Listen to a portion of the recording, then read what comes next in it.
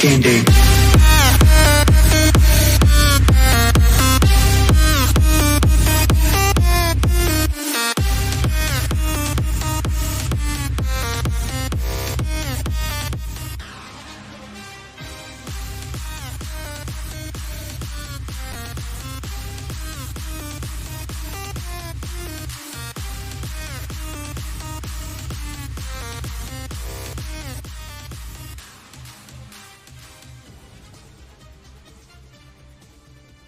Welcome everybody to the next episode of Chiefs Focus First and 10 Live.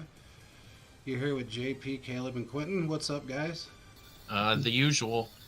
Same here, the usual, but happy. It's almost Red Friday. The Chiefs are about to play pretty soon. Yeah, well, I mean, it's getting close. Every day that goes by, my confidence level goes up a little bit more. And yeah, hashtag ankle watch.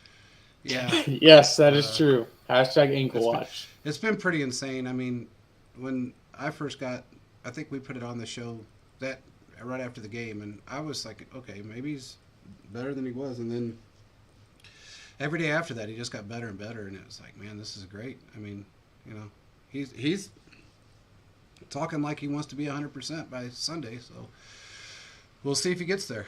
I think he might. The way he looks, every video I've seen that he hasn't even been on Twitter looks good.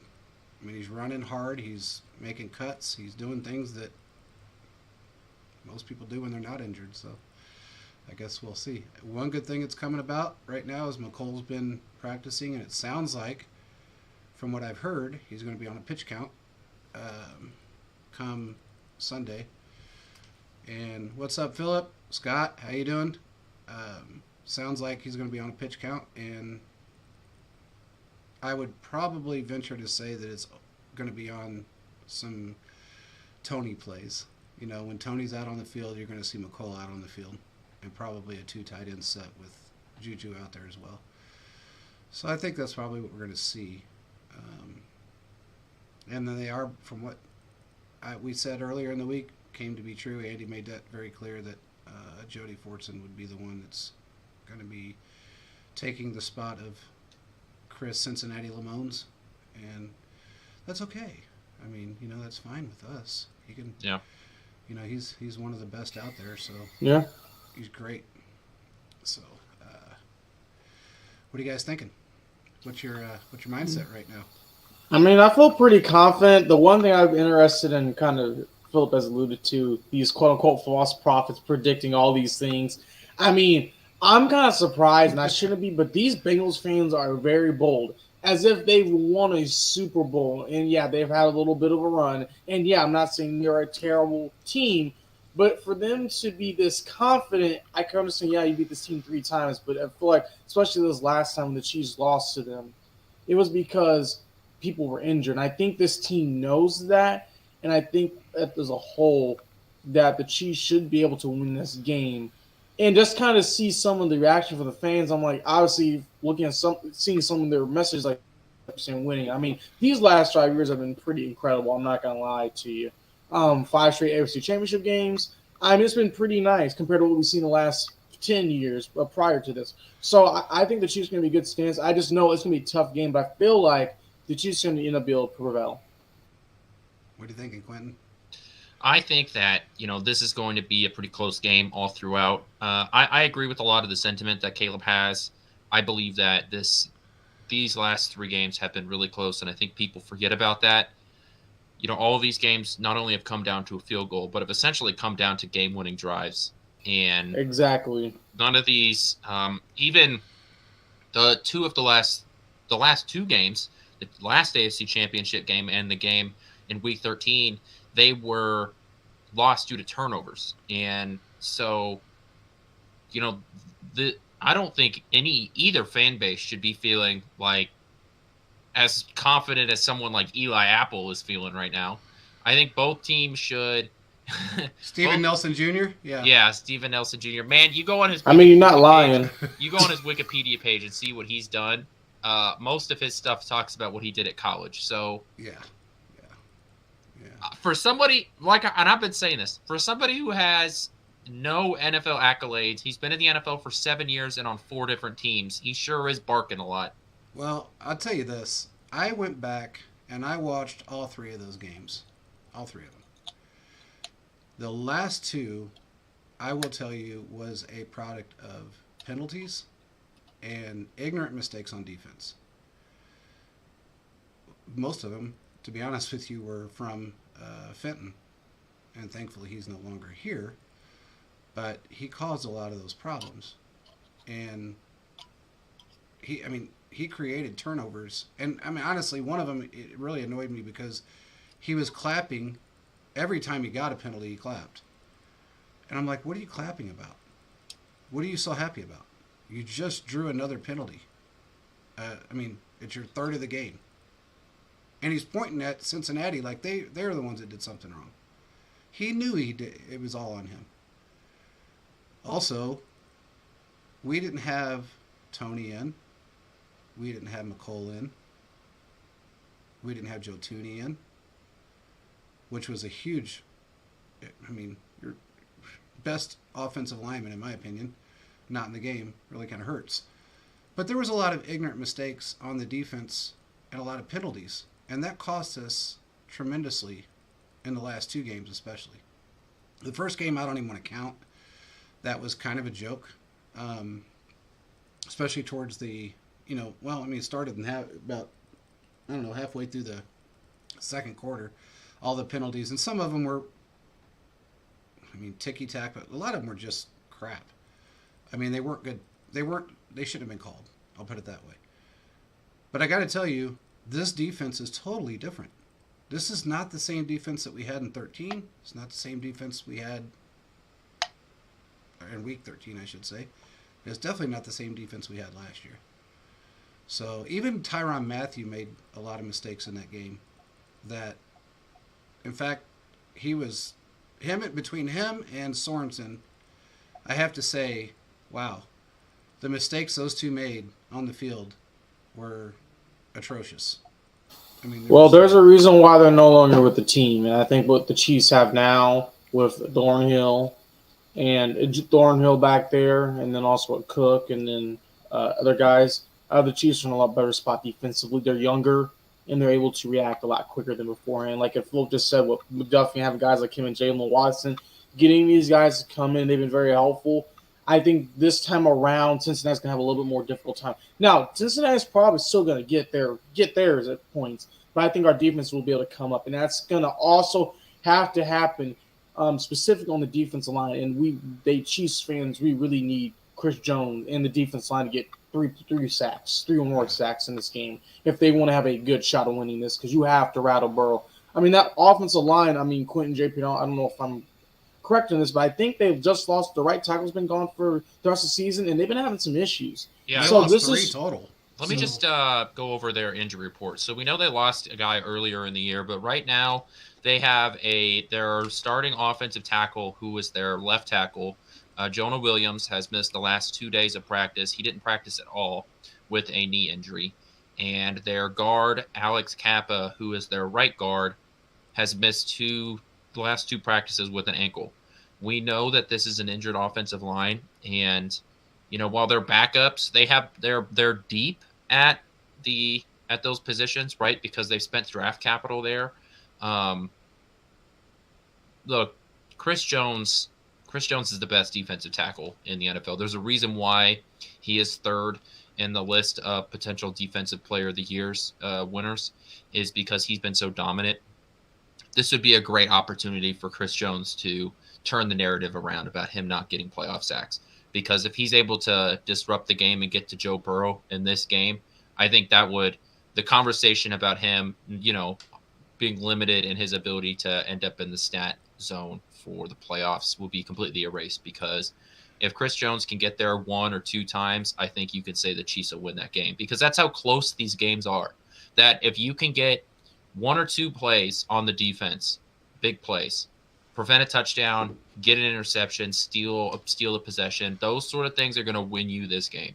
And if Chris Jones is able to turn a potential 3rd and 3 into a 3rd and 17 by getting a sack, or instead of allowing a little check down to the slot receiver, I think that's how you steal possessions in this game, and that's how you give the ball back to your offense in order to go down and keep the ball moving for you and to win the game of field position. Because in the playoffs, those sort of things matter.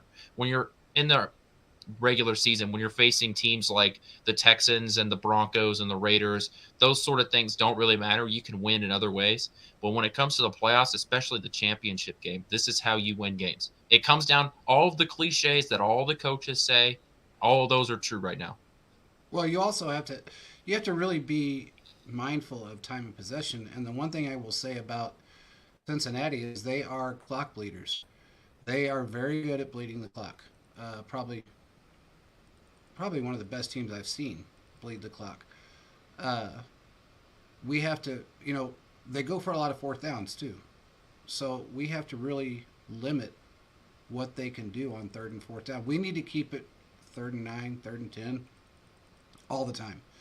If we're going to get into that position, it needs to be 3rd and long, because they will take a chance if they're 4th and 6 or below, especially against us. And Philip, he's right. I mean, you can't stop feeding Pacheco and McKinnon. You just can't. If they're running effectively, keep them on the field. Keep them running the ball. And I think this is a time where you lean on the run game a little bit more, not because of Holmes' ankle, but we see with McKinnon and Pacheco what they've been able to do. Grind out the clock. I mean, this could be a game where we're going to see the running game be very, very helpful for the Chiefs. And this is one thing I think that's really going to help them. If you can have McKinnon continue to run the ball and Pacheco and things like that, it's going to leave a Joe Burrow on the sidelines. And if the Chiefs can get a touchdown, then get a field goal, then they score, and then get another still possession, and then get another touchdown. At the point, you could be looking at where the Bengals could be down 14, 17 points in a certain point of the game if they can bleed down the clock and use their plays effectively. This can't be anything where the Chiefs have 10 rushing tips total. You have to have a little bit more than 10. In my opinion, you need at least 20. I think the Chiefs could be very well have that, but I think they need to be very evenly distributed with their offense as a whole. They can't just be pass, pass, pass. And this, I don't know how you guys feel about this, but I feel like this is a game where you can't go vanilla. You have to open up that playbook even more. That's how I feel personally. This is going to be Andy Reid's pulling out everything. I mean, he may walk out there with an extra piece of laminated playbook out there for this game. Okay, he might have his whole playbook with him. Everything's on the table for this. I'll say this: I think that in order for the Chiefs to win this game, I think Kadarius Toney has to have a career day. I really do. I tweeted this out earlier because I was looking back at some of the stuff that happened earlier in the year. The way the Bengals were able to play the middle of the field earlier this year really limited how the Chiefs were able to move the ball. They basically played their safeties 10 to 15 yards-ish, more towards the 10 side of it. They were playing about 10 to 12 yards back, right? So they were really defending the sticks. And they were taking away a lot of those Travis Kelce 6-yard slants, those Juju Smith-Schuster 8-yard outs. They were taking a lot of those away because their safeties were playing so close to the first down marker and taking away those spots where the Chiefs are able to get a lot of cheap yardage, because the Chiefs are able to generate so many yards after the catch. If you're able to bring those safeties in a little bit, you can stop a lot of those plays. Now, on the back end, it allows for some of those deeper balls, right? Because you're losing some of that deeper coverage protection that you have. But if they are starting to do that, if you see those safeties start to creep up, which I think there's a chance they will, because they're going to come after Mahomes early. I wouldn't be surprised from the get-go. We might see 2 or 3 blitzes in the first drive because you're going to test Mahomes' ankle. Oh, I really hope they do. Those safeties are going to be down, and I think you can do one of those Kadarius Toney pop passes, or you can do one of those Kadarius Toney sweeps, come across, and do one of those wide receiver screens too. Basically, anything you do with McCole Hardman, do that with Kadarius Toney as well. I think if the Chiefs win this game, and in order for the Chiefs to win this game, I see Kadarius Toney having a huge day. I'll agree, and I also think if you have Toney and Hardman on a pitch count, and they're both on the field at the same time, you could have a jet sweep. You can have Toney in the backfield. Double screen somehow, somewhere. And then you got Juju out there, and you've got 2 tight ends set, maybe even throw everything at him at one time. But the one thing I will say is if they're stupid enough to blitz Mahomes after everything he has done against the blitz, they deserve to lose. And I'll say this: they didn't have the luxury. We didn't. They had the luxury of our defense not really making adjustments in the second half. We were beating them single-handedly. I mean, we had them at one point by 27 points. It was 27-0. Then it was 27-10. Then it was 28. I'm sorry, in one game. It was like we couldn't score in the second half. Tyreek missed at least 3 that I've seen. Just went right through his hands. Right through his hands. And the offense was just stagnant. Yeah, they were just completely stagnant. We don't have that now. We don't have that worry because what we need to do in this game is do exactly what we've been doing and spread the ball out and keep their defense on their toes. If you've got a 2 or 3 tight end set and you got Tony, McCole, and Juju on the field, look, man, I mean, it's virtually impossible to cover all those guys. They don't have anyone on their defense that is as fast as McCall Hardman or Tony, for that matter. I don't think either one of them can catch up to those guys. So once they break into the open field, it's going to be dangerous for them. And as long as there's no mental mistakes, which we had seen in prior games with Tyreek Hill, we won't have to worry as much. This is a different team. The defense has to really play hard and play for 60 minutes. They have to play for 60 minutes. And that's one thing I get worried when we saw kind of with Spags and the defensive scheme. Not blaming him in particular, but we saw the AFC Championship game last year. The Chiefs were up 21-3 and then went to prevent Mo defense. I see what he was trying to do, but allow the Bengals to get a touchdown. You really can't do that. I think, like you said, they have to play all 60 minutes. The defense has to be prepared to sack Joe Burrow every single play. Now, are Joe Burrow and they're going to get there? They probably will. But the defense needs to play discipline and can make sure they can get to them. One thing we've seen last year as well, Chris Jones had Joe Burrow in his hands and he fell out. That can't happen this year.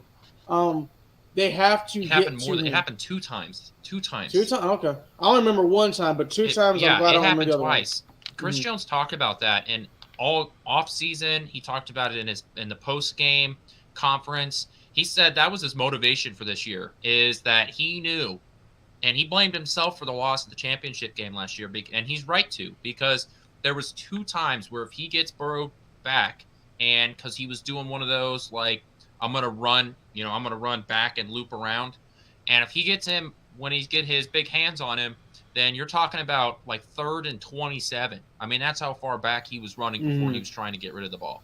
And if you're able to get one of those sacks, man, you're putting them so far behind the sticks, you're knocking them out of field goal range. And I think that because they were up by so much, you can really seal the game right there. Honestly, I know this is an unpopular opinion, but I blame Mahomes a lot for what happened in the last year's AFC Championship game and why the offense was stagnant. Because after coming out of that second half, the Chiefs were not able to move the ball, and a lot of that was on Mahomes, who just played the worst football of his career.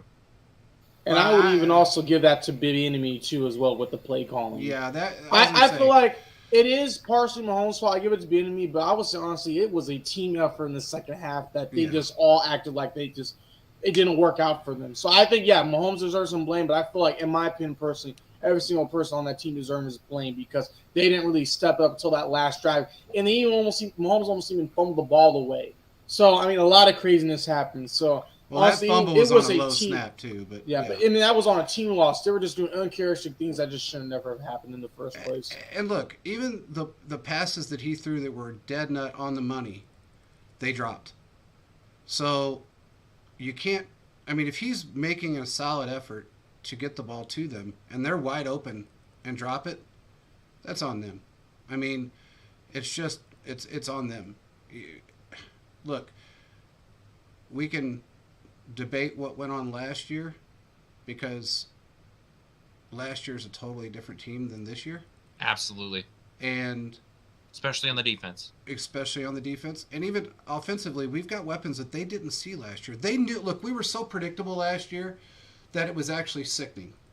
And It was how could you not know it's either going to be Kelsey or it's going to be Hill?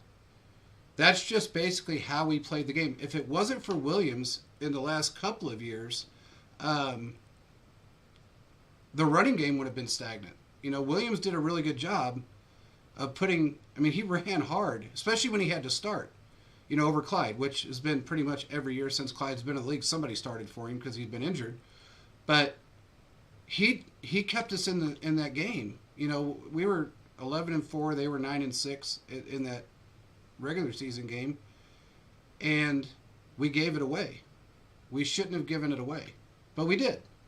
That's in the past. What we have right now is a defense that's actually stepped up. They've done their job. They've gelled very well. Their penalties have declined tremendously over this year. I mean, the two games that we had 10 penalties or more in Mahomes' era, and in fact, I think it's the entire time Andy Reid's been our coach, was the two games that Sheffers called. And that's just the way it is. Right now, the referees, especially in the playoffs, have been, even Sheffers, which I was mind blown that he let some of those penalties go and didn't call as many as he normally does in that divisional game. I think they finally said, hey, it's time to chill out and just let these guys play ball. The other thing is the expedited review process. Has been phenomenal in the playoffs. They need to do that all year long because the penalties that he did call were challenged and they were reversed. Yep, exactly. And that's what you need in a system. That's what you need. Yeah. I think we're looking at I think everybody's looking at this in a bad light, just simply because of the past experiences against this team. But we are a different football team. I mean, Mahomes has really learned how to play in the pocket. He didn't need to do it all in 2 games like they had him do in 2021, or 3 games or 4 games when they made him stay in the pocket no matter what. But he's learned it, and he's gotten very good at it. So even if he falters a little bit with his ankle, which I don't think that's going to be the case, but if he does, he's a great pocket passer. And if they blitz him, they're going to pay for that. Because I watched so much All-22 this week, and I got to tell you, I can't remember. I had his numbers, but he has won. I can't remember if it was. I'd have to look the numbers up again, but his percentage on blitz is insane. Yeah, he's one of the best quarterbacks against the blitz. I mean, best quarterback. He's so good at it that teams just stopped blitzing him. Like that's what it became. Yeah, it's just teams just stopped blitzing him. And I mean, if I'm the Bengals, I'm blitzing him on that first drive. I am, because I want to test that ankle. I don't, I want to make sure. I want to see what his mobility is. And even if it means that I get burnt and scoring a touchdown, they have Joe Burrow, so I'm going to trust Joe Burrow to respond. So if I'm the Bengals, I'm blitzing him early, at least on that first drive while they're working out their first 15 plays. And I'm just seeing what does he look like in the pocket, because I think they would be silly not to blitz him early, because I just think that you need to make sure that you're testing and seeing how effective his ankle is going to be in moving in the pocket, because we know that Mahomes doesn't run like Lamar Jackson or a Josh Allen, right? He's not running into contact. He's not running to break off these 45-yard runs. I want to know can he make that throw where he's spinning in the pocket, trying to avoid pressure, and then can flick the ball to somebody who's trying to break their zone coverage, or when it's 3rd and 7 and we need the 8 yards. When they drop back guys into a deep zone, can he run for those 8 yards to pick up the first down? That's what I want to know. Now, out of everything we've seen, everything that they've talked about, it seems like Mahomes is heading in a positive direction. The guy is as Russell Wilson would say, he's got Wolverine blood or something like that. You know, we just you got to see, and you won't know until guys are trying to hit you, and it's as simple as that. Well, I will say this: he ran for a 7-yard first down after his injury. That's true. So, and that was immediately after his injury. So I would say, and they're practicing for that. I mean, they're not practicing for him to be bull rushed. And they know that's what Cincinnati's going to do. If anybody in their right mind thinks they're not going to play dirty enough to just take him out of the game as soon as they possibly can, that's what they'll do. It's just not going to work. Because the offensive line, I will tell you, is going to step up just like they did in the second half of that game and keep him protected. And he's going to have every opportunity to be able to go out there and throw the ball. I have no doubt in that. I have no doubt with the videos I've seen and from everything I've heard from the people on the field in practice, I have no doubt that he's going to be able to play just like he normally plays. And I think he's going to be able to succeed.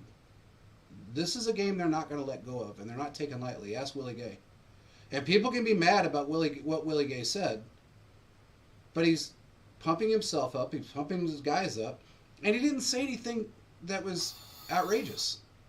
So I don't know why everybody took so much all that was said is someone asked, I forgot, one of the reporters asked him, what do you think is special about I think someone was like, what do you think is special about the Bengals offense? And he said nothing. That's basically what he said. He just literally said the word nothing and kept it at that. And people were like, oh, bulletin material. Oh, great. I mean, you bulletin material while your, corner or your defense is called, you beat the Chiefs once at Arrowhead and you're trying to call it Burrowhead and all that crap. Yeah. And he backtracked on that, by the way. He did backtrack on that and said, I was just, he said his words. He said, I didn't mean it that way. It was a heat of the moment type of thing. He backtracked on it. And that's okay. He backtracked all he wants. But when you got other players like Apple holding up 3-0 and running his mouth constantly, it's not going to bode well for them. And I really hope that they run out to the logo in the middle of the field. Oh, that will incite some more fire, because I think this is already a rivalry. I mean, I know we had the what was it called, the Colts versus Patriots rivalry for a long time. The Bills just don't seem like they have the it factor, and I really believe it's going to be Mahomes versus Burrow for years to come. The AFC Championship game, just kind of depending on how things work out when you look at both teams.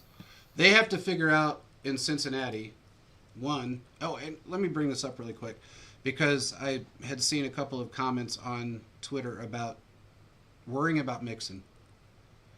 He's in that category, in my opinion, especially against us. He's in that category of Singletary. He is not the greatest running back of all time. I don't know what everybody's so worried about, but in the two games that he's played against the Chiefs, combined, 25 carries for 96 yards. And that's 2 games against the Chiefs. His average is 3.3 yards a carry. I am not concerned with Joe Mixon by any means. I think the concern is the Chiefs, especially last week, struggled against Travis Etienne and the Jaguars run the ball. I mean, he had some runs. It was like, that's okay, he's a better running back. And he may be a better running back. And I just, as a whole, I see where Chiefs fans coming from, where the defense needs to make sure they're plugging all those holes and linebackers are ready to just crash down, because you don't want him to break one. And if happens in a point of a game, it's like, we got to worry about something else now. And Burrow's going to try to run too. I mean, he's going to try to get his. Don't forget about P. Ryan. And P. Ryan, yeah. And they got another, P. Ryan's a great scat back. So they have to make sure they're prepared for every single situation. They need to have like a spy out there, someone that can help in these different situations. Because look for McDuffie doing that. I have a feeling McDuffie might be mixed in with that spy rover. You don't think they would put that with Snead possibly instead? It may be, but I got to tell you, Snead has been. You want Snead on the outside. Just Snead does a good safety blitz cornerback blitz when you really need it. That's what you need out of him. But he usually comes from the edge. He doesn't come from the middle. If you ever watch the cornerback blitzes that we perform, Snead's usually on an edge when he comes. He's the slot. He's covering the slot guy. He's covering the slot guy. So I would say McDuffie. He's been really good in that area, in the middle of the field. And I think that will help tremendously. But I understand the worry to a degree. But also remember, during that game, you had a better running back that only had a short window of runs, and that was the first quarter. We shut him down after that. I mean, he didn't do anything after the first quarter in that Jaguars game. Mixon didn't do anything really for 4 straight quarters in 2 games. So we had a lot of injured players last year. We had a lot of players that weren't on the field. We had a lot of players, honestly, that weren't ready to play. This is a different team, and I'm not really they really did nothing to improve their defense. They did more to try to help protect Burrow, and he was still the highest sacked quarterback. I agree with you. I agree with that statement. Yeah. So I do think that stopping the run is going to be important. Look, it's funny, we've got 1 and 2 in terms of the best quarterbacks in the NFL, and I think that the run game is going to really determine who wins this game because both defenses are going to be so concerned with the quarterbacks that I think there's going to be a lot of really good run looks in this game. And if you get P. Ryan and Pacheco, room to run, they'll break one. Both of them will. Yeah. So it'll be interesting to see what happens on that remark. I'm not sure how you go about trying to stop a lot of the stuff that Cincinnati likes to do. I think this is going to be, both teams are going to be flirting with 30 easy. I would push back on that a little bit, but really, I honestly don't see them getting 30 points on or close to 30 points on us. I think if our football team, especially defensively, plays. I love your optimism, JP. I've seen these guys grow week after week after week, and everybody on that team, from Jalen to McDuffie, everybody has gelled. They've gotten better week after week after week. We don't have the stupid penalties that cost us, 15, 20, 30 yards sometimes. Believe me, Burrow's going to try to take shots down the field. Oh, for sure. He's going to chase. He's going to chase, no doubt. Yeah, and look, as long as our rookie cornerbacks, because that's what he sees, is rookie corners. He's not thinking about the numbers that they put up this year, the numbers they didn't, the touchdowns and yards they did not allow, and the minimal penalties that they had. He's not looking at that. He sees 4 rookies in the backfield, and that's all he sees. And that's going to be the demise of Joe Burrow. Because, look, I've said this before and I'll say it again. He's the fastest. Right now, he has to be the guy that gets rid of the ball the quickest in the NFL. He's the highest sacked quarterback in the NFL to go 2 years running. I mean, if there's a record out there for it, he's won it. There's no doubt that he's won that record. So if our secondary does their job and they keep everybody blanketed, that makes Burrow hang on to the ball a little bit longer. And all we need is another half a second, as fast as Clark is off the ball. And then you got Dunlap or Karlaftis on the other side doing their job. And Chris Jones up the middle. We're going to sack Burrow. And this is a game where it's been very quiet from Dunlap, and I think this is where he can really make his presence felt. Especially against his old team. Exactly. And that's one thing I forgot. Yeah. And not to mention the fact that he has actually batted down a pass in every single game he's played in 2022. Every game he has been in the regular season, he has batted down a pass. So we have to remember that he's always in the backfield. He's always creating havoc. And if you've got 2 guys coming from both sides and one up the middle and the other 2 are stuffing a run or protecting the run, whether it be Burrow or a running back, I promise you it's going to be hell on Burrow for the entire game. Philip said we also need to be more efficient in the red zone. Absolutely. I don't know. I mean, we've been pretty good as of We're late. the most efficient red zone offense. Yeah, right now we are. Defense, been towards the bottom. So yeah, and 3rd and 1, 3rd and 2, running the ball have struggled being creative. I don't know why. I understand they love doing that sneak with the tight end. You gotta just do a run play. I don't know, run up to the side, do a pitch, do something. But what they've been doing has not been working. And that may come down to they really need to pick up a first down.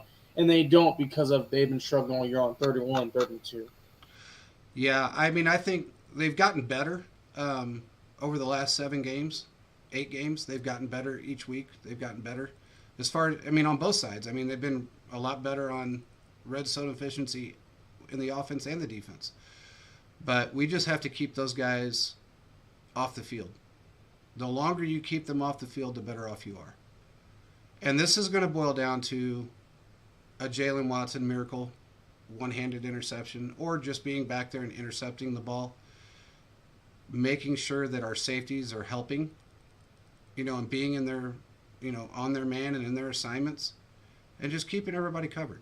I mean, they've done a good job of it. They just need to continue because, look, we've played better wide receivers than they. I'm not saying Chase is a bad one, but he does have his flaws. And remember, this is his second year. He's actually regressed from his first year when it comes to numbers and total touchdowns and actually catches. But I think we have the group in the defense that are going to be. Look, they have 2 weapons. When you really think about it, their 2 main weapons, their 2 wide receivers that they are their go-to guys, they still have those 2 same weapons. I mean, I don't know. Is Tyler Boyd still there? Yes. Okay. Boyd is one of those guys that you can put in that. Boyd on a lot of teams, he's their number 3 receiver. Boyd on a lot of teams is a 2. Yeah. They've got a lot of good weapons. They do. You can also say this. Boyd. That's 3. Yeah. You got 3. P. Ryan and. Well, they're running backs. I'm talking about wide receivers. They don't have a great tight end. I mean, he's nowhere near Travis Kelce or nobody even George is, Kittle. but I would still. I mean, he's a nice compliment because they have those other 3. He's a competent tight end. I don't have to have a superstar, all-star tight end when I've got 3 solid weapons at the wide receiver position. So he's a nice compliment. If it's 3rd and 6 and my other guys are covered, I'm totally confident with throwing the ball to him and he'll get it. So well, I don't know how much he's they've done got a lot year, of good weapons on that. I think it's. They may have the best group of weapons in the NFL, maybe outside of, probably not over the 49ers, and maybe not outside of the Eagles. But that you're definitely talking about a top 5, top 4, weapon selection for Joe Burrow in Cincinnati. Because like the Chiefs, they can spread the ball around. That's the thing. It's not stuck into 2 guys. Yeah, but they're not. I don't think their 3rd and 4th string guys are nearly as good as our 3rd and 4th string guys. I will definitely. I would say they're probably top 10, but I would never put them in a top 5 situation because if that was the case, they'd be one of the highest scoring teams in football, and they're not. I think they were 17th, if I remember right. We were the highest scoring team in football. Period. End of story. We beat San Francisco, high scoring team. We beat every high scoring team, the Eagles. So if they were that great as far as that's concerned, they would be over that 30 points a game every game and average that for the season. What I think this game was going to ultimately turn to is a chess match. Who can make the right adjustments when necessary, one of the right play calls. I mean, the Bengals, they may not be the best in certain areas, but what we know is all it takes is one game, one play, one instance, and a lot of things can change. So it's going to be a game, and I mean, when you're looking at it, both teams are probably going to score some points. Now, the only way that's not going to happen is if the defensive line gets to Burrow, rattles him. We're seeing like 2 forced fumbles and interception happening within that time and a bunch of punts. That's the only we're seeing. I mean, they have some weapons, and the only way for the Chiefs to kind of break them down is they got to really come out with intensity and get to Burrow quickly. They have to, because if they don't, this game is not. It's over. I just don't. I guess my whole thing is if they were that great offensively, they'd be up into that 30, 36 points a game situation, and they're not. Now and you also have to look at their strength of schedule. They didn't have, again, for the second year straight, they didn't have the toughest schedule. It was actually pretty lax. So if they scored anything close to 30 on most teams, that was usually the teams that weren't that great. I mean, look at Buffalo. Buffalo did nothing right in that game. Nothing. But they held them to 24 points. So I think they may have the weapons that could be better on it in a different system, but they're not really showing that much right now in this system. I think they have the weapons. Maybe some of them are great. This system doesn't show that they're that great. We have 1, 2, 3 receivers on our team over 800 yards. 3. They do. I mean, one of them is 1,300 yards. You know, I mean, of course, with Travis Kelce. I think Juju didn't he hit 1,000? No, he didn't. He got 9 something, right? He fell. I think he fell in that 800 range, but he didn't hit the 1,000. Yeah, I couldn't remember. I know he was over 800. I just don't see. I don't see the level of experience that I see with other teams in the NFL that are in this position.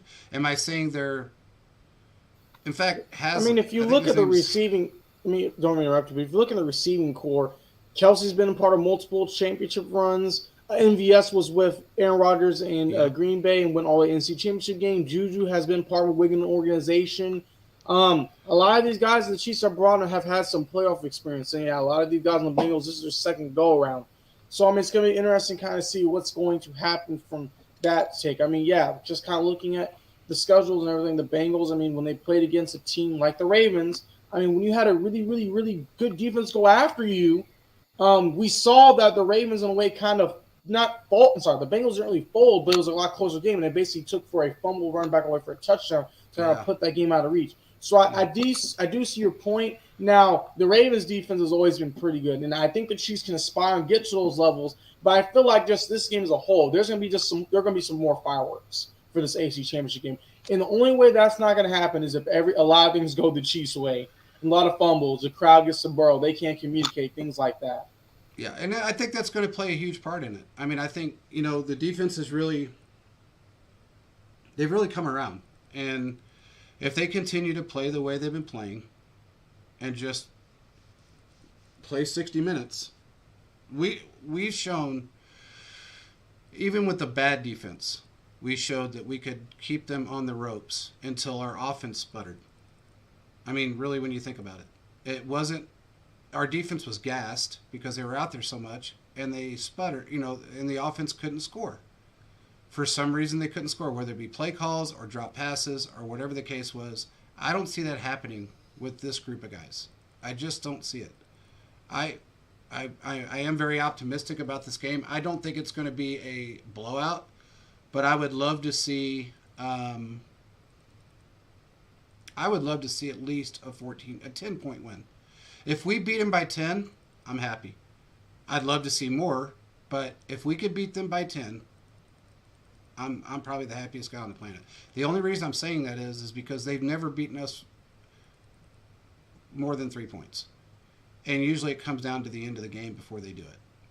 So I would like to see a 31-17 game. I would love to see that. I would love to see us just shut them down. In every aspect, just shut them down. What's Will saying? Hello, gentlemen. A lot of national media picking the Bengals. Yeah, I saw that. Let them pick. I mean, if they're using Vegas odds, it's changed 3 times this week. It has. Yeah, it's gone back and forth. Yeah, Hashtag ankle watch. Yeah. I mean, honestly, that's really what it all boils down to. Is they're really not, look, last week, everybody picked the Chiefs to win. They didn't have a choice. Everybody did. Pretty much, I think there was 2 national analysts on, if you combine every national TV show that was on during that, or prior to that, 2 of them picked the Jags. They will find a reason to pick against the Chiefs. They've been doing it for 5 years. Hashtag Skip Bayless. Yeah. And Stephen A. Smith and all those guys. Cowherd did it until he finally woke up. He may be still picking the Bengals this week. I don't know. I guarantee you, a lot of people are going to pick the Bengals. And I hope they do. I'm glad, because every time that happens, every time somebody else picks against us or the majority does, that really fires our team up.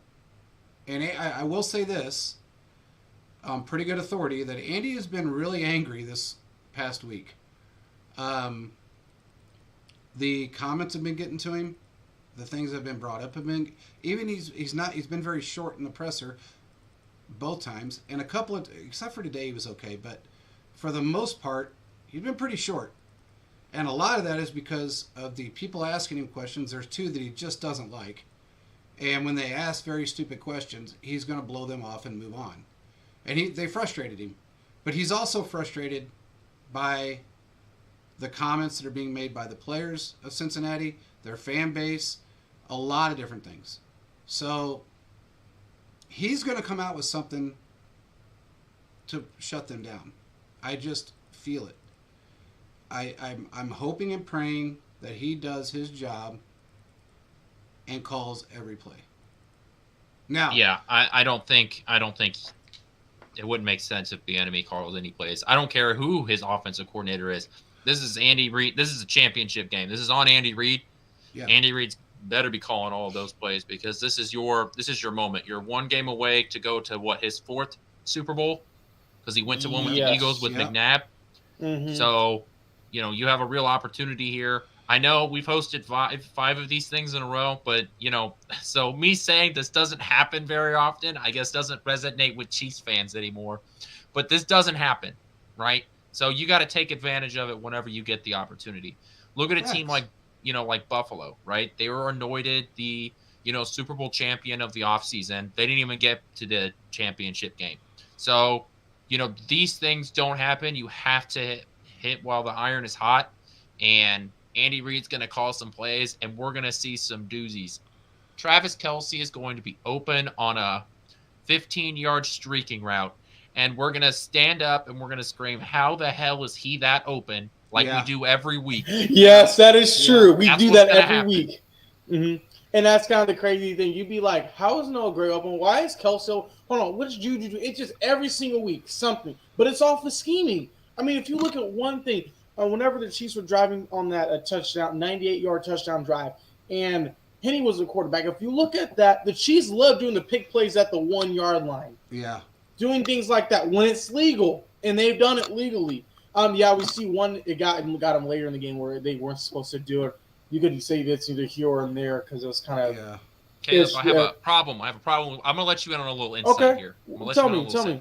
When we are on offense, when the Chiefs are running their offense, they're not called pick plays, okay? They're called rub routes. When we are on defense, all of those are pick plays.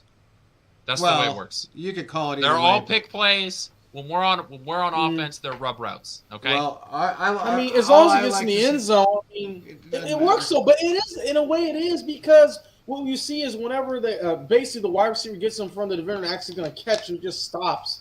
I mean, I've seen Andy do this so many times, but you're saying it's called rub route? Yeah, rub route. They're called rub routes because rub routes are not – that's not offensive pass interference. A pick play is offensive pass interference. The Chiefs never commit offensive pass interference. They never – I would say they don't do it. Even when it gets called, didn't happen. It didn't see it. That's a rub route.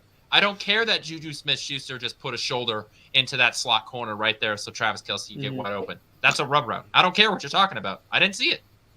Yeah, well, I will say this. They're regardless of the name, I think it's very effective. They're rub routes when the Chiefs are on offense. They're pick plays when the exact same thing happens and the Chiefs are on defense. I don't care what you call it, as long as it works. You can call it a rub play. Touchdown. You can call it a scrub play. You can call it whatever you want. You can call it a dry eraser. I don't care. As long as it works, I'm happy with it. And we have been making it work. Will said this gets me fired up. It should. That's what we're here for, Will. I think a lot of emphasis has been put on, again, prior games. But the one thing I will bring up, defensively, if we can call some exotic plays and keep Burrow on his toes, he's not going to be able to score. It's just not going to happen. He needs a bad day. And that's the thing that I think he's missing right now. That's why his little arrogant comment, about, well, how long do you think your Super Bowl window's open? Until I retire? That's sorry, but that's arrogant. Patrick Mahomes he's never said that. No, but it's the same thing. He has that mentality. Okay, but he doesn't spit it out all over national that's media. like when he was asked about him being the underdog, he said that he doesn't feel like he's the underdog, especially at Arrowhead. Well, he the same says he principle. never feels like he's the underdog at Yeah. Arrowhead. So that what he meant by that, though, is that the fans and the crowd and being at home helps him not feel like an underdog. But that's okay to say that. That's not him saying I'm the best there ever was. He's saying I don't feel like an underdog because I'm at home with my fans and they're helping me out. You know, they're helping our team out. Burrow was arrogant in that comment. And I think, what's up, man? So I think it was an arrogant comment, and it's probably going to come back to bite him. And the one thing that he is missing in his 2 years is a complete meltdown game. I mean, all the greats have those. had them. All the Mahomes greats have had had at least one bad playoff game. So. Mahomes had that exact kind of game last year in the AFC Championship game. Exactly. In that second half. And he also had it in the Super Bowl the year before. So when Mahomes couldn't... I mean, that really wasn't... It wasn't him. Tit for tat I'm with just saying- that. But we would say that this the guy last one was The like guy the went game. horizontal. You know, he went I parallel understand with he the was turf trying. and through the ground. I understand And I that, think but- that same mentality. Look, Patrick Mahomes, a lot like a lot of the great quarterbacks and just great athletes of just every sport you could think of. They have that just like over my dead body mentality, right? That's the mentality we saw in the Super Bowl game against the Buccaneers, right? It was no matter what the odds were, I'm going to do everything possible and sometimes what seems impossible. I'm going to do everything that I can to try and win this game. And I think Mahomes is going to have another one of those games. And I think a lot of that is because of the comments that, you know, we're hearing. If we remember before that Bucks game, they were chirping. So I think that there's I hope they chirp their ass all the way down to the airport. Keep chirping. Chirp your way across the street. Chirp your way wherever you want to go. But keep doing it, because the more you chirp, the more you falter. And that's going to happen to them. Well, I would say, if anything, this has given the Chiefs great bulletin board material to like kind of focus on. Because as we see with Justin Reed, I mean, he didn't say the same stuff he said last time, but he was saying things such as, we're ready, we appreciate this motivation, things like that. They know what happened last game. Philip brings up a great point. The last time the Chiefs lost to a team by 3 points in the season, they end up beating them in the playoffs. That was against the Titans. Beat him in the AFC Championship game, We can see something very similar. A lot of stuff can happen, and there's many different things. And everyone has a different opinion. I just think as long as the Chiefs play mistake-free football and are able to capitalize and take advantage of certain situations and schemes, they're going to be in a better position than what they were last year. You can't take your foot off the gas. Don't even take your foot off the gas if it's 35-0. You need to keep going and going and going. No one's prevent defense. That's how you give the Bengals confidence, like we saw the AFC Championship game last year, where they're able to get that touchdown at the very end. You have to make sure this team is playing and working and going and going and going. Because if you give them a little inkling, they're going to use that and use that to help them. Yeah, you got to slam the door. Momentum is just rare. It's a very weird thing. I've seen it happen a lot. One play is doing great for a team. Next thing you know, they are struggling because they don't have the momentum. The Chiefs need to get on that quick, and also Arrowhead has to be loud.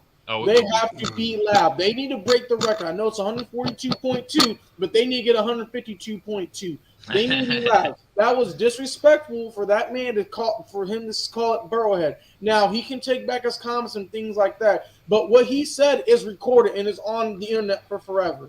Well, so, it shows how dumb he is. The fans need to step up. That's the thing too, and I think that's one thing where we get that Arrowhead mystique back, where we see as the John Elway telling everyone to quiet down. Now, no one's going to tell anyone to quiet down, but you need this group of fans to be very loud, show up, and be proud like they've done every single game. Because this is probably one of the biggest games we've seen in Chiefs team in a long time. Well, this Jeffy guy is right, too. He said Chiefs play better when Mahomes is hurt, and they do. Because they're trying to protect him.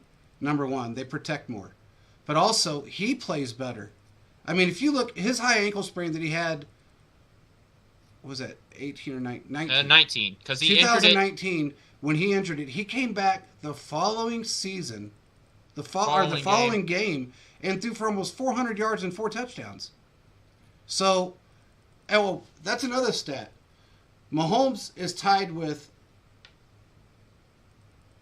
4 other quarterbacks for the most 5 touchdown games, whether it be regular season or playoffs, combined. And those are guys that played 5 times the games he's played. Some of them even more. I mean, Brady only had 9 in his career, and that was 300 and some odd games. 383 games, almost 400 games. He had 9. Montana, I mean, he wasn't even, like, I wish I could bring that stat up right now. I know one of them was not Roethlisberger. Sheffers, Will, not Sheffers. Well, one of them was Montana, one of them was Rodgers. Brady is up there high. He's got 9, but at 23 years, you're going to have 9, or you should. It's crazy to think the stats that he's put up that Burrow's never even come close to. I mean, they were bragging because he had, I think it was 5 games this season with 300 yards. 5 games. Mahomes does that usually within the first 5 games. He has 300 straight 5. In fact, I think he holds the record for most, or the streak for most 300-plus yard games. Right now, I think his record was 8. 8 or 9. That might have happened that 2019 year, or that 2018 year when he just came out firing. Last year he actually had, I think, 8. I want to talk about the defense here for just a minute. Uno momento. Joe Burrow is really good against zone coverage. Yeah. The Chiefs cannot do what the Bills did and just play zone coverage for a majority of the game. No. The Chiefs are going to have to play some man coverage.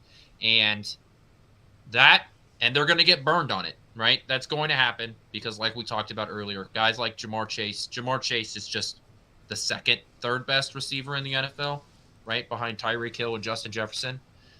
I just don't want people to freak out when they see the Chiefs play man coverage, and probably a good chunk just because Joe Burrow was so good against zone, and there's only so many guys on the field that can help in man coverage, because a lot of this is going to come down to pressure. And like we talked about this a little bit earlier, but I just want to reinforce this, that Right.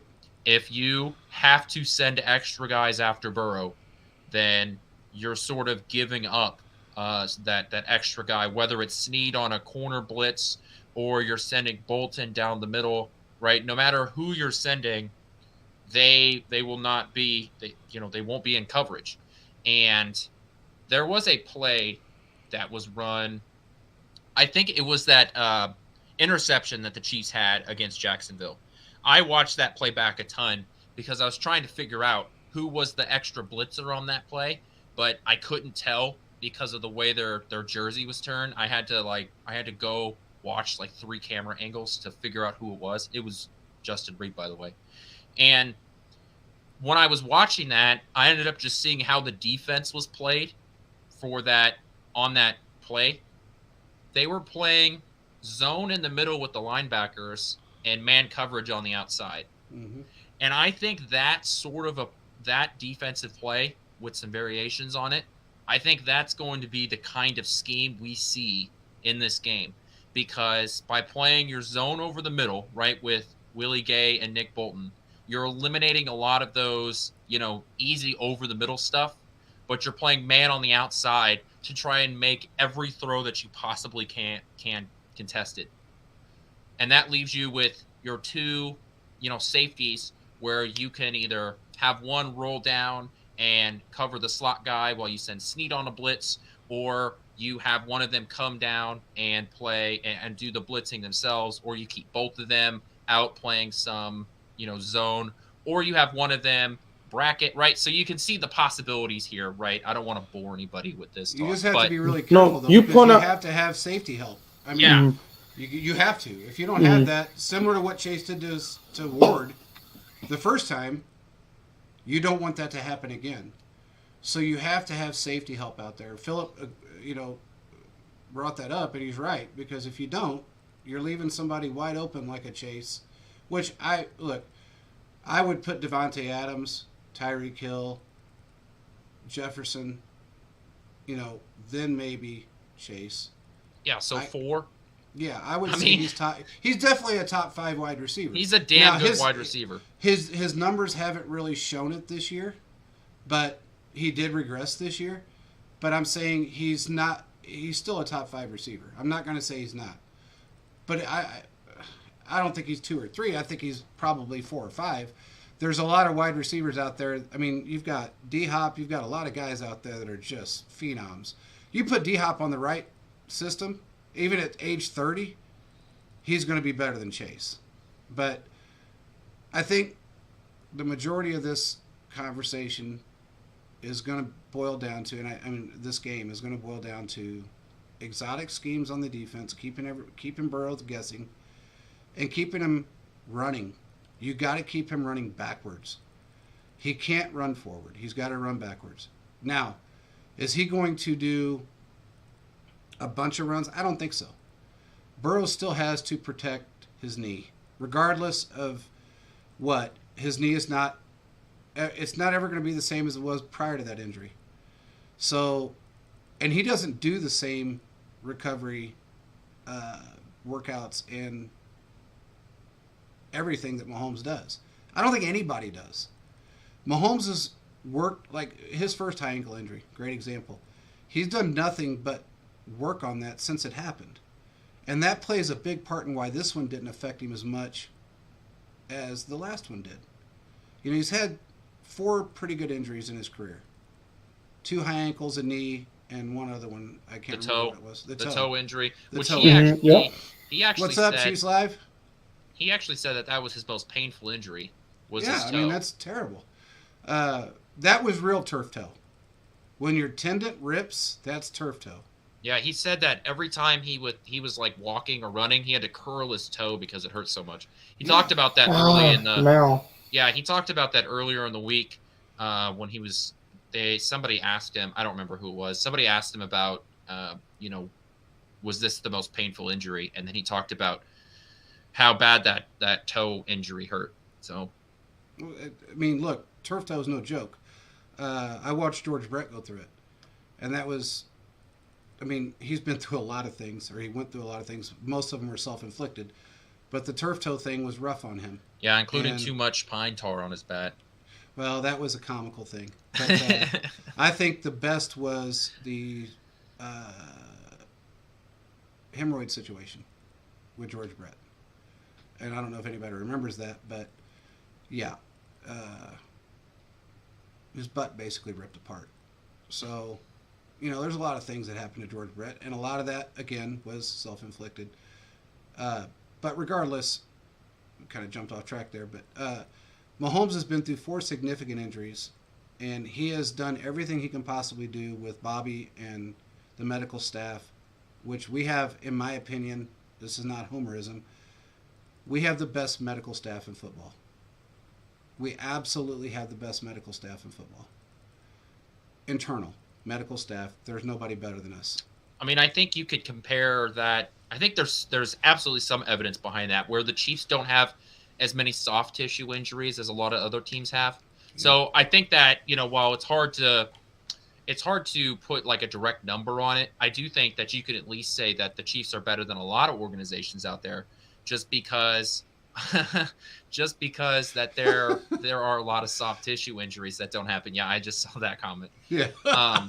Philip did say that, you know, that 3 wide receiver set. I think that the Chiefs are going to run a lot of 12 personnel or 3 tight end sets, or at least 2 tight end sets, because if they want to keep in an extra blocker, and JP, I believe we talked about this earlier in the week, on Tuesday, where I think that Jody Fortson to me is going to be back on this roster.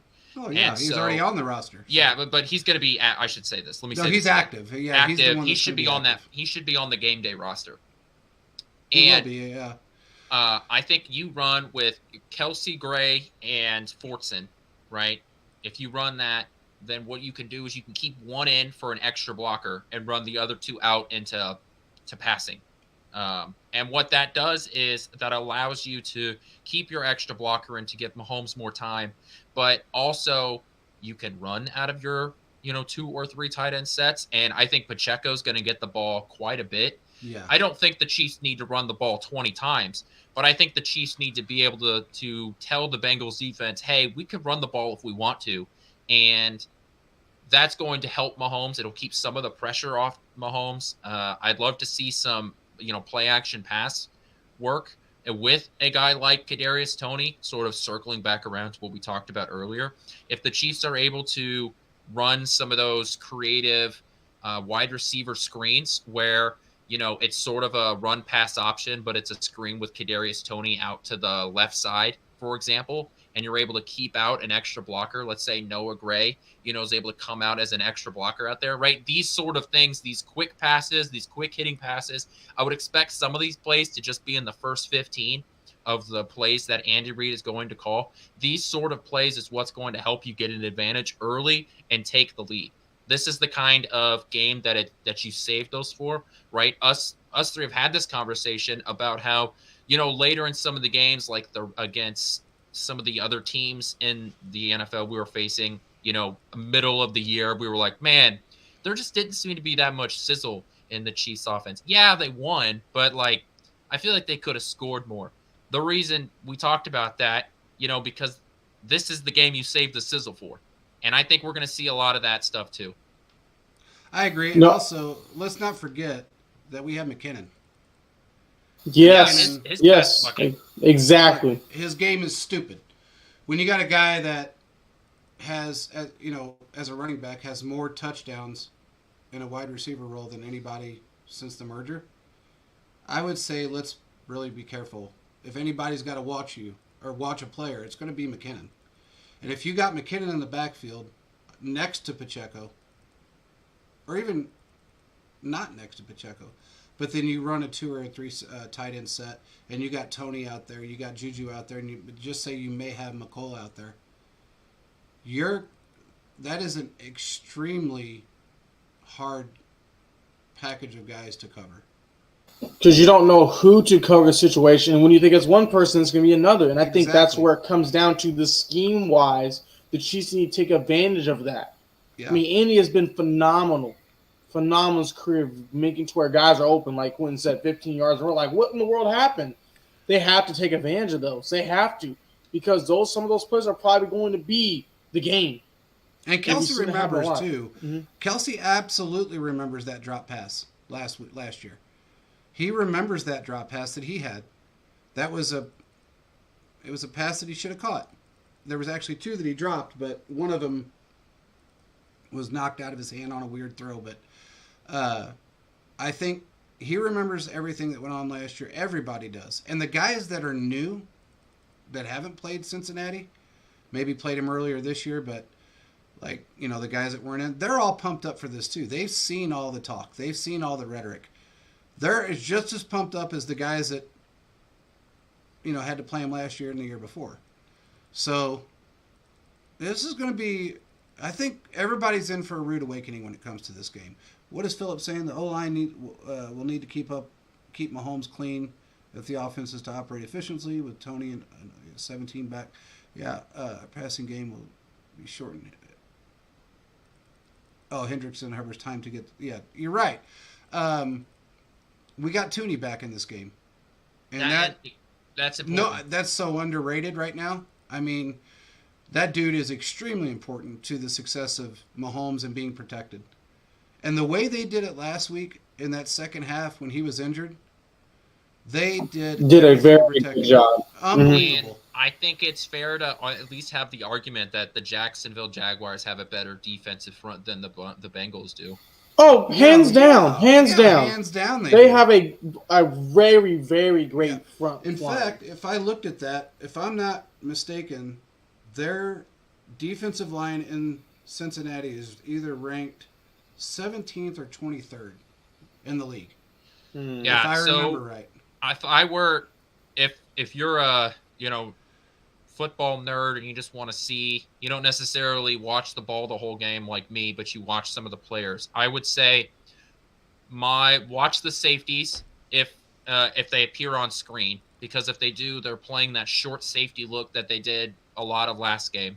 Yeah. And the Chiefs can beat that with some of those wide receiver screens like we were talking about earlier, because you're you're helping it to break to the outside, and a guy with like McCole Hardman and Kadarius Toney's speed, if the safeties take bad angles, they're going to go for huge gains. And then on the defensive side of the ball for the Chiefs, I would say watch the linebackers, because if the linebackers are playing, if they're scooting down and getting close to the line and then dropping back into zones, I would assume that they're playing a lot of that zone man coverage like they did versus Jacksonville too. So I think those are two of the positions that you may not spend a lot of time normally watching, but I'm definitely going to watch those, I guess, 4 players on each defensive side, because how they play to me is going to determine a lot how this game goes, even though safeties and linebackers, are generally not the sexiest position to watch. I would have to disagree with the linebackers. I'm a linebacker lunatic, especially with what we've got now as far as our line.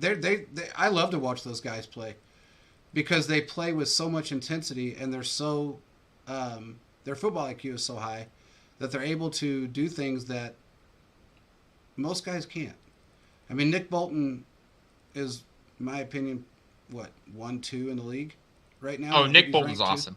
Yeah, you got Willie Gay. His athleticism is ridiculous, and he can make some plays that most people can't in that position. And then you got Leo Chenal, that has come on very strong this year. For a rookie, has done very well. Played very well. I mean, I love to watch that position. Safeties I like to watch them just to see how much help they actually give a corner, how much they can stop over the middle, how many plays can they stop in an end zone. That's what I like to see out of a safety. We've had our struggles in the safety position prior to this year. So, mainly last year, and the year before with Sorensen, and the year before that. Well, I can go back to 18 with Sorensen, but I don't want to go that back. Anyway, he's gone. So when it really boils down to it, we have a better core group of guys that are they're young, so they're hungry. Look, man, you got guys on this team, first-year guys that have an opportunity to go to a Super Bowl. First-year rookies that have an opportunity as starters to go to a Super Bowl. If that's not enough motivation for these guys to go out there and play as hard as they can absolutely play, I don't know what is. But that's some straight motivation. We got to get to your Believe It or Not and our score prediction. And our score predictions, because we are at an hour and 13 on this one, and I'm okay with that. We can talk for 3 hours, but it's too late for everybody else. So, okay, so I kind of want to. I want to focus on the offensive side first for the Chiefs here. I think that Kadarius Toney has to have a big day for the Chiefs to win, just because he is that X factor in terms of this Chiefs offense. They didn't have him in the last couple of matchups, and I think he's just going to be a big part of it. So, believe it or not, Kadarius Toney has 75 yards from scrimmage. Yes. Yeah, I think it's very possible. Rushing in. Are you saying all purpose or just in general? Yeah, from scrimmage. So that's rushing and receiving. He's going to have that for sure. And he's going to find ways to be creative and use him in all many different situations. I think that very well will happen. Yeah, with his ability to run routes, break tackles, and be so elusive, I think is going to really boost the 75 yards. He may even have, I'm going to go as far as to say he has 75 plus and a touchdown. Will said, I think if McCole plays, I like our chances even more. I agree, because McCole's that guy that even if he's out there, he's another guy that they have to keep an eye on. So I absolutely agree with you on that, Will. Okay, so then my next one is going to focus on the Chiefs, who have turned the ball over a couple of times in the last few matchups. So believe it or not, the Chiefs win the turnover battle and don't end up making those plays like the Patrick Mahomes interception or the Travis Kelce fumble. I think they will win the turnover battle. Whether if they turn the ball over once, I think they can get a couple turnovers and take the ball away from Cincinnati. I believe they will win that battle. I agree. And I would almost say that this may be the game that you don't see a turnover out of the Chiefs. I want to. That's bold, man. That's very, very want to bold. believe it.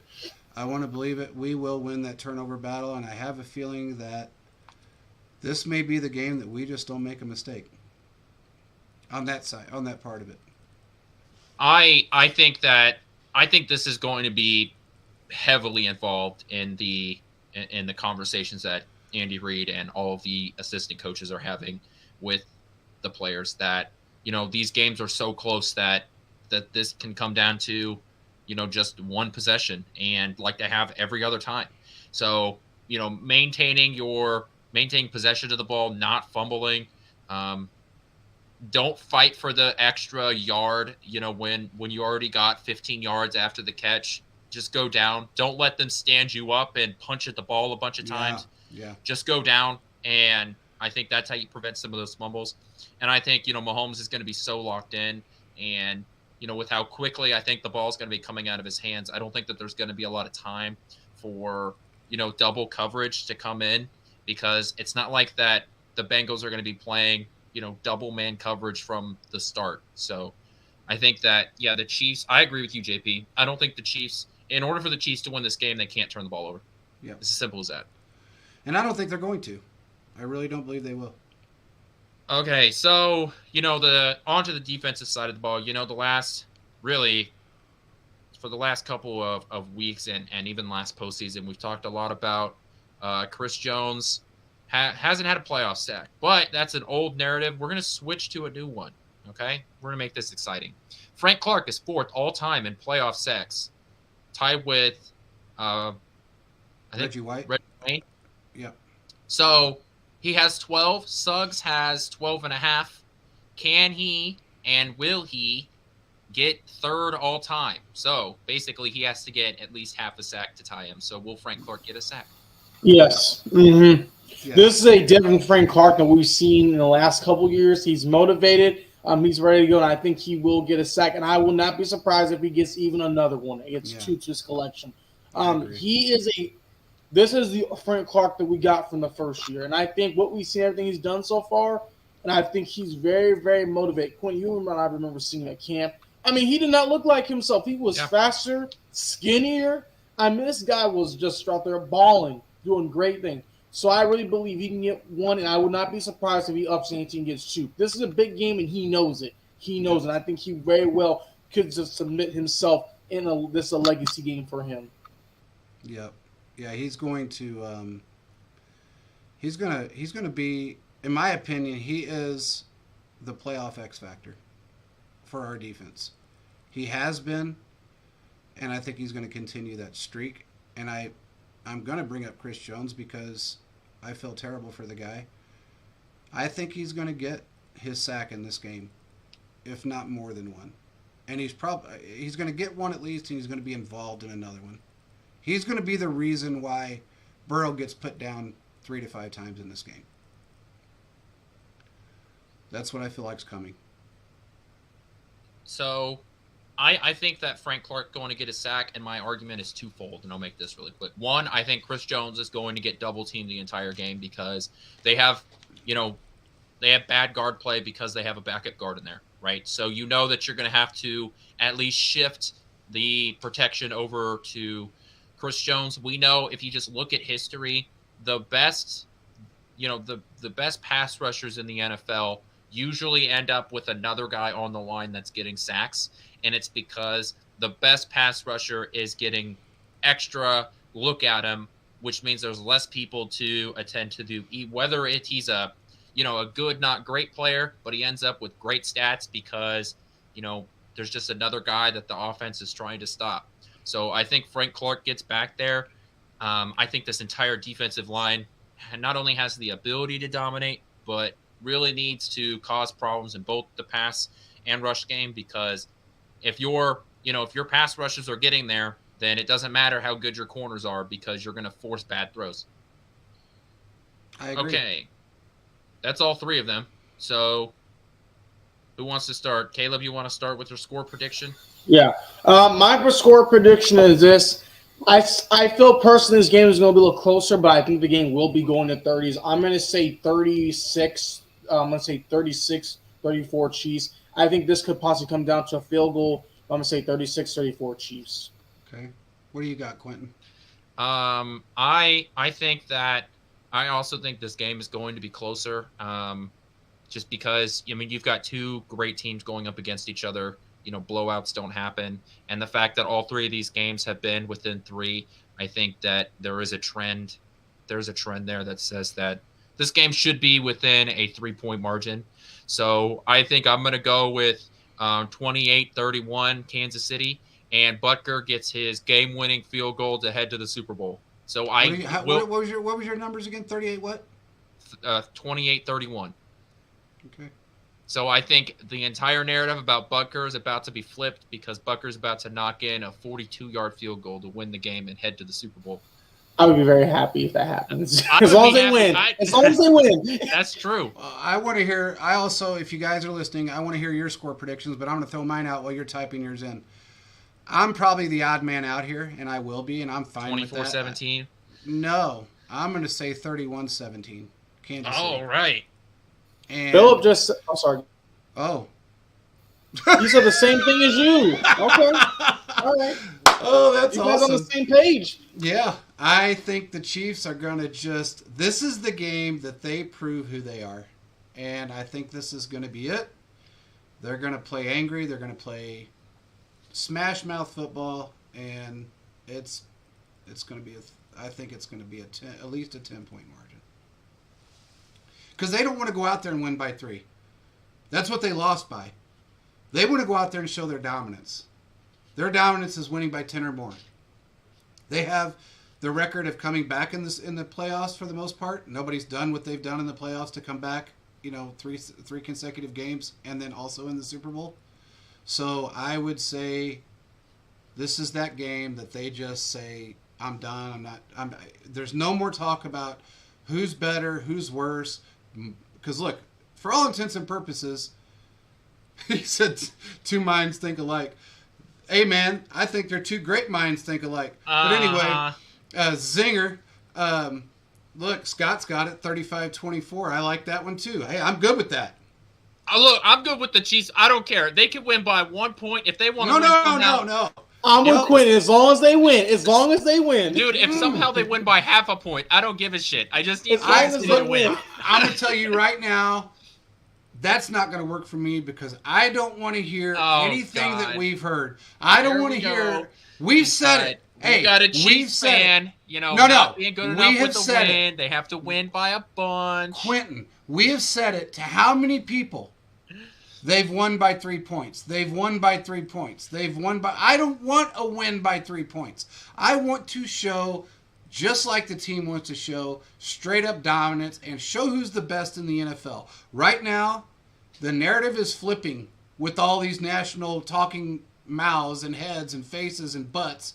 I want to hear them come out and say, wow, we were just stupid to think that anybody is better than the Chiefs. And Marcus Spears said it best. He said, you may have this, you may have that, but anybody out there that thinks that Patrick Mahomes is not the best quarterback in football, there's something wrong with you. He is absolutely hands down the best quarterback in football. Burrow's a close third. I would put Aaron Rodgers at 2 because Aaron Rodgers has the background. He plays more exotic ball, similar to Mahomes does. When he has an offense that he can throw the ball. Aaron Rodgers hasn't had an offense. Who's he throwing the ball to? Some Cub Scout. He has nobody. You give Aaron Rodgers Cincinnati's offense, he's 5 times the quarterback that Burrow is. Because he runs out of the pocket, he throws across his body, he's accurate. He's a much better quarterback in my opinion. But that's just me. Was that Drew Bledsoe that said I can't throw the ball and catch it too? Yeah, no, that was Joe Flacco, I think. Wasn't it? First was I'm Joe not for Flacco, sure. But I think it was Drew Bledsoe that said I can't throw the ball and catch it too. Oh no, Elvis Grbac said that. Elvis. Oh, okay, Gerbach. Elvis Grbac said that. I remember that. All those late '90s quarterbacks. Yeah, Yep, just sort of mixed up. What an idiot.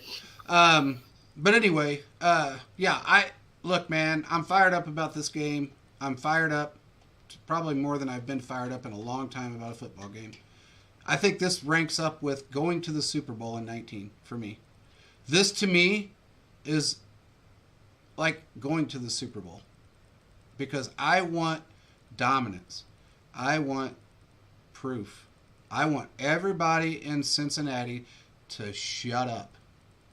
I want Burrow to be humbled. I want Eli Apple to never play a game again because he'd get burned. Bro, you get burned by DeMarcus plays. Robinson, you shouldn't play another game. You shouldn't play ever again. Yeah, that's a And fair I point. like DeMarcus. I like D-Rob. But look, man, no matter how you look at it, when you take Eli Apple and you take Steven Nelson and you put them together, you still don't have a top 20 corner. So I am all about us dominating this game. I don't know about you guys in this chat, but that's what I want. I want three of us do. We want perfection. We want everybody. I want Cincinnati to make up every excuse they can come up with, from the water boy didn't bring enough Gatorade to somebody stubbed their toe to somebody's aunt didn't show up to the game and it really depressed them. I don't care what excuse they use. I just want dominance. I want them to all close their Twitter page for about 2 weeks. That's what I want. Well, I will say this. If the Chiefs win, those receipts will be coming out. Just putting that out there. Those I got a will be lot of coming stuff out. bookmarked. They've been saved. Not only are the receipts going to come out, but those things are going to be CVS receipts. So they're going to be like 4 miles long. Okay? There's going to be coupon upon coupon upon coupon. You bought one thing of milk and some sweet tarts, and it's like this big. Hey, Philip, you know what? I don't even know what that is. I've heard this like 9 times now. I have no clue what Skyline chili is, and I don't want to know. It sounds like something that comes out of a can. I don't want no canned chili, just like I don't want no canned meat. I want filet mignon on Sunday. That's what I want. If we win the game, I might just go buy one. Anyway, with that being said, anything else you guys got? Let's go Chiefs. Yes, let's go Chiefs. That was pretty enthusiastic there. Yeah, let's go Chiefs. Say it again, That's all I gotta Squirrel. say. Yeah, come on, man. Why don't you say it with some enthusiasm? Spit it out. Let's go. Let's win this game. Let's win with dominance. Let's just win this game. Now, Let's whether show by what- half a point or 3 touchdowns, I don't care. Say it in caps. That's all I want. That's all I'm asking for. All right. Thanks I for wanna- joining, everybody. Thanks for listening. Thanks you guys for joining. This again was brought to you by Foco Sports. Go on our pinned tweet. Oh, by the way, real quick, we have a bobblehead coming out. That's right. Fear nothing, attack everything. Who said that? Anybody know who said Philip? that? That was one of the Chiefs' rally cries and one of their playoff wins. There was a head coach that said that though. A head coach that said that. Philip will say who it was, but there was a head coach that actually said that. But anyway, we're brought to you by Foco Sports. We do have a ridiculously cool bobblehead coming out this weekend for the game. You guys might want to turn your notifications on and get ready to buy it because it's going to go, and it's going to go fast. It's probably the coolest one they've made yet, and when it goes, it's going to be gone. So make sure you jump on there, get your notifications on. I'm going to put out an article on it, and I'm also going to tweet it on Saturday. So it will probably be gone within about 15 minutes.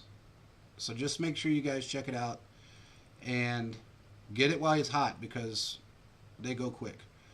With that being said, we appreciate Foco for adding something to our giveaway and everything they do for us. And what do you say? I heard Eric Berry started that quote, but I could be wrong. There was actually a head coach that said that all the time. And I can't remember his name right now, but it'll come to me. But there was a older head coach that used to say that all the time. And Marty said it a few times, but Marty was a different cat, philosophical guy. So, but he was an English major, so there's a reason behind that. But anyway, make sure you guys check out FOCO, and on our website, we're going to put out an article about it. We're going to put up what it looks like on Saturday, and you better have your notifications on because it's going to disappear quick. I will throw out a little bit of a hint. It is not just one person. So the way this thing is designed is awesome. And hey, wait, really quick, for anybody else that listens to this show, these are not paintings. They're not portraits. They're figures. I don't know if you guys have ever seen a Barbie doll that was like made after a model, but they don't look just like them. So everybody out there that assumes that it's Juju with Patrick Mahomes' hair because I don't know why, you're wrong. Nothing could be exact when you're making, first of all, no two are the same, but these are handcrafted and they're collectible. I don't know what you even call them. What do you call them? Toys, Quentin? They're not really toys. No. I mean, to me, they're like the bobbleheads that you get. Yeah. they are, but they're big head bobbles. That's the Yeah. difference. I mean, their heads are bigger than like a regular bobblehead. In fact, Travis Kelce has 4 bobbleheads sitting on his little table when he does his show because they made fun of him on the last show that his room was so bare. So he put up a bunch of stuff, and he put up his Nickelodeon award, all that. I hope that comes up in his Hall of Fame speech. Mm-hmm. Oh Is it yeah. In the accolades where it's like, 2-time Super Bowl champion, all that stuff, and it's like 2-time Nickelodeon MVP because he Yeah. won his second one. Yeah. I want that to come up in his Can't speech. The only time, 2-time in Nickelodeon. Hopefully he repeats it. Hey man, it might just happen. So, and I don't know what they're waiting on with this Mahomes MVP thing, but they need to get that over with now. It'll come out Saturday before the It Super needs Bowl. to come out Saturday. It'll come up Saturday before the Super Bowl. That's when they do it. Well, I don't like the fact that they're waiting because That's the way they always do it. I know, but right now I noticed 3 different.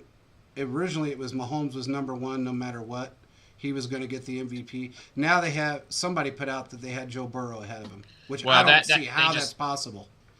They just released they changed the voting this year to where you vote for your top 5. They made it like the Heisman voting where you don't just pick one. Now you pick a bunch of. I get it, but how is Burrow? When you look at the list, how is he ahead of Mahomes?